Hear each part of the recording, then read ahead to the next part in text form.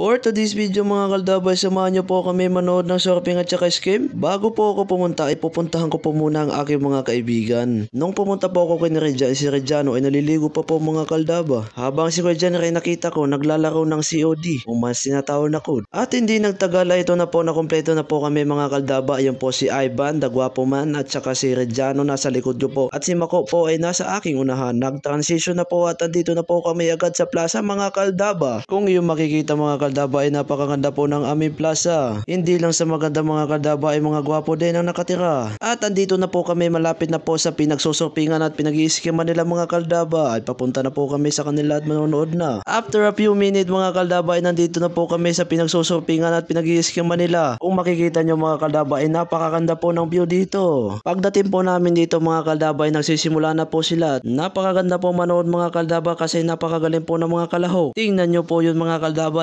napakalupit po nun. O tingnan mo, naglalaro po sa alon yan. Sheesh! Napakalupit talaga ng mga kalahok na to. Etong isang na po to mga kaldaba ay grabe, malupit din po to. Tingnan nyo po mga kaldaba, grabe, naglalaro din po sa alon. Sheesh! Grabe mga kaldaba, ang gagaling po ng mga kalahok. Pagkaraan ng ilang minuto mga kaldaba ay nagyaya po ang isa kong tropang maglakad-lakad. Hanggang napadaan po kami dito po sa Big Macan. Sabi ni Boss Ivan, siya na daw ang bahala at siya na daw ang manlilibre sa amin. Grabe, mukhang magandang gising ni Boss Ivan niya yun ang libre sa amin. Kaya sinulit na ni Boss Ray dyan ang pag-order. At ayan na po, naka-order na po kami mga kaldaba. Sheesh! Salamat Boss Ivan sa sponsor po sa amin. Hanggang dito na lang po ang video. Bye bye.